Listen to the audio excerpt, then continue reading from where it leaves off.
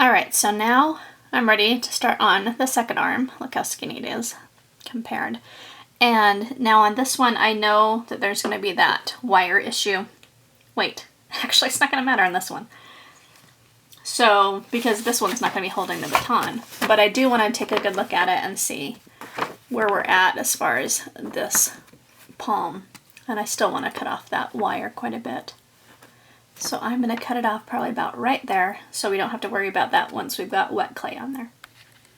And then on this arm I also took my X-Acto blade and really trimmed it. Almost too much on the shoulder, but I'll cover that with clay. But because the shoulder is actually pretty narrow when I look at it. So I don't want to have too much armature. So I was able to think ahead on that one and do the shape more correctly. And then for this side, I just am taking a sheet of clay that I ran through the pasta machine on the thickest setting. Like with the other arm, you can do it just by hand, that's fine too. But if you have a pasta machine, it's great to use, that way you know you're adding the same amount of thickness all over. And so now I'll just smooth this all in, fill in these gaps, and then begin sculpting this arm. So the second arm is going much faster because my hands already know what they're doing now. And now we need to add in these creases. So I want to take my tool and really keep it on the pointy side. And I'm trying to just go by the diagram, basically. I want to push it in enough so it makes the clay kind of do that crease up here and make a fold in the fabric. So kind of like that. Looks like one of them kind of goes off to the side just a little bit like that. So kind of that sort of idea. They're really rough right now. And so I'll go through with my brush and also just kind of pat them with my fingers a little bit just to soften that up a bit. And then I like to take them over to the other side too so it looks more what fabric would really do. It would crease on the inside as well. And then I'll need to do this cuff again to the edge of the sleeve and then turn this into that cool looking little cuff. But I just keep measuring it against this pattern. Alright, and through this I'm measuring it against the doll, the conductor body, so it's going to be the right shape and size, but I want to really measure it against this other arm so I have like the shoulders the same size and the width of the sleeve, etc. So use your your first arm to really help that second arm be the right shape so they're symmetrical. Alright, so I'm doing the same thing. I've just made the nice straight edge of the sleeve and then I'm just taking this tool and kind of pushing in and just kind of pulling up with it. Do that all around and then I'm going through the same tool this time and just kind of going like that. Here's a part I haven't done yet so you can see how easy this is. See that? And we have a little lacy cuff. That easy. Okay, now we just need to fill in this hand, which definitely needs more clay, but we've got the sleeve and the cuff. Yay! Okay, and for this hand I just added a piece of clay and I'm going to squish it into the kind of stump thing that we had before. And then also use my wooden tool to get this all squished in together so it ends up being one piece. Once I get that done, I'll show you how we do the rest of it.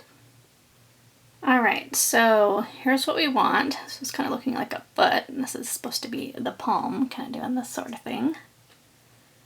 And I'm not exactly sure on the size since I haven't done the head yet, but I'm going to kind of just eyeball it and show you what I'm headed for. Right here, I want this to end up being a thumb. So I'm just kind of making space for that to come down. and be a thumb. In fact, I think I'll just squish that clay down, join it, and then turn it into a thumb that way. And then for the hand, all we need to do is draw it in really on this, because they're going to be staying together. So it will just be a matter of doing this kind of thing, smoothing it out, and then making little fingernails just by pushing your tool down and going up on the sides like that. And then you'll want to push this down at the top, and then I'll just repeat that for all of it. Get that not looking so crazy. And I'll turn this into a thumb that's going to be kind of up by the rest of the hand. All I've done was just push this down, and really you can just take a piece of clay and stick a thumb on. That totally works too, but I had the clay sitting there, so I just scooted it around. As you sculpt more and more, you get pretty comfortable with what you can do with this clay. So, and then on this side, I turned it over, and then I've just kind of been pushing down like this to kind of give a little bit more meat down on the thumb and the lower part of the palm. And then switch tools. Now we can just kind of finish up. We want that middle finger to be longer, so I'm going to squish some clay over first.